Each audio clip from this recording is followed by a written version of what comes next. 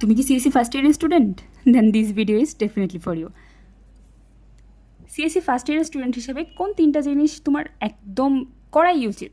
চলো এইরকম তিনটা জিনিস সম্বন্ধে জেনে নিই। না করলে মহাভারত অশুদ্ধ হয়ে যাবে না, তবে আফসোস ডেফিনেটলি হবে পরবর্তীতে। তো চলো শুরু করা যাক। Number 1, do focus on programming. বিশ্বাস করো ভাই, প্রোগ্রামিং খুবই ইম্পর্ট্যান্ট। তুমি ফার্স্ট ইয়ারে আছো, তোমার একাডেমিক প্রেশার খুবই কম। তোমার এখন মনে হইতে পারে যে আমার তো অনেক একাডেমিক প্রেশার, আমি তো ইন্টারমিডিয়েটে এত পড়াশোনা করি নাই, এখানে তো অনেক বেশি পড়াশোনা, সিটি দিতে হইতেছে, ল্যাব যাইতে হইতেছে, ক্লাস করতে হইতেছে। বিশ্বাস করো, প্রেশার বাড়বেই। ফার্স্ট ইয়ারের প্রেশারের চেয়ে সেকেন্ড ইয়ারের প্রেশার বাড়বে, থার্ড ইয়ারের প্রেশার বাড়বে, ফোর্থ ইয়ারের প্রেশার বাড়বে। এইটাই সঠিক সময় প্রোগ্রামিং শুরু করার। তুমি আইসিটি পড়তে সি প্রোগ্রাম পড়েছো, এবার তুমি শুরু করে দাও কীভাবে তুমি এটাকে আরও ডেভেলপ করতে পারো। সি দিয়ে শুরু করো, সি এর কনসেপ্ট জানো, অ্যারে শিখো, লুপ শিখো, তারপরে হচ্ছে কন্ডিশন শিখো। এরপরে তুমি প্র্যাকটিস শুরু করো। প্র্যাকটিসের জন্য তোমার অসংখ্য কোডিং সাইট আছে।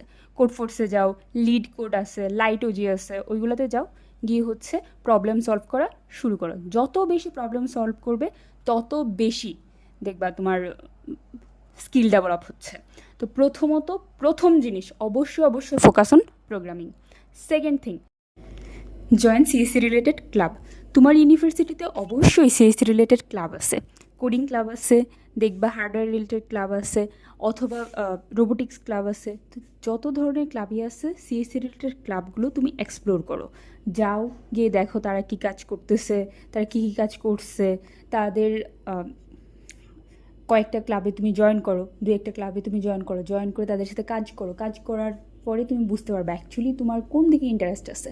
তুমি এখনও একদম নতুন, বুঝার জন্য যে তোমার ইন্টারেস্ট অ্যাকচুয়ালি কোথায়। তো definitely join the club. And the third one is most important. অনেকেই কুল সারের জন্য বলে এরকম, the CG doesn't matter, CG actually matter. তুমি এখনও জানো না তুমি 4 বছর পরে কী করবা। তুমি কি 4 বছর পরে হায়ার স্টাডিজের জন্য অ্যাপ্লাই করবা? তুমি কি কোনো ইউনিভার্সিটিতে লেকচারার হিসেবে জয়েন করতে চাও? তো যখন তোমার ওইগুলো আসবে, ওই অপশনগুলো তোমার মাথায় আসবে, তখন কিন্তু তোমার সিজি খুবই ইম্পর্ট্যান্ট। তোমার সিজি যত ভালো থাকবে, যত ভালো তুমি সিজি মেনটেন করতে পারবা, তত তোমার বিদেশে হায়ার স্টাডিজের জন্য স্কলারশিপ পেতে সুবিধা হবে। তুমি কোনো ইউনিভার্সিটিতে লেকচারার হিসেবে জয়েন করতে পারবা। দেন অবশ্যই এই তিনটা জিনিস মনে রাখবা। প্রথমত কোডিং ইম্পর্ট্যান্ট, ডেফিনেটলি কোডিং শুরু করে দাও।